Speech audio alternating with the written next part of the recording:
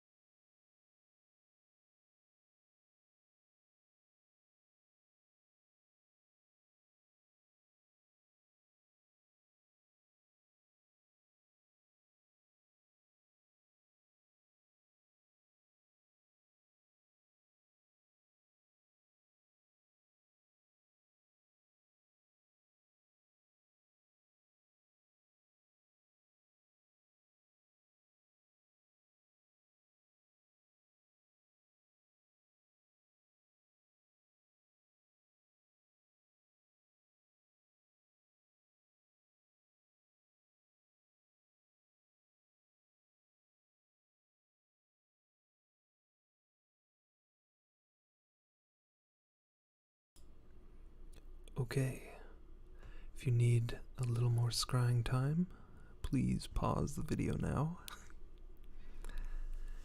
And for the rest of you, maybe come back to your bodies from the moon. I hope you had a great time. As always,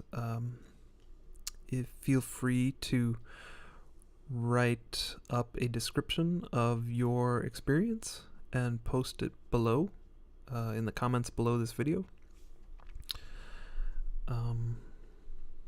Thanks to everybody who tuned in tonight. Let's see, who do I see in the chat? Lilith, Kate, Jim, Mr. G, Lisa. Thanks everybody. And thanks to everybody who contributed tonight's ritual. Lisa, Jim, John and Melissa. Next month we will be scrying Mercury. That'll be November. And then we will finish it off with the winter solstice ritual for Horizon with Saturn, which is also our Earth stand-in. So it's okay, Mr. Padraic, and we got Mary and Cindy 93. Thanks everybody. I hope you guys had a wonderful experience, and looking forward to Mercury. Thanks a lot.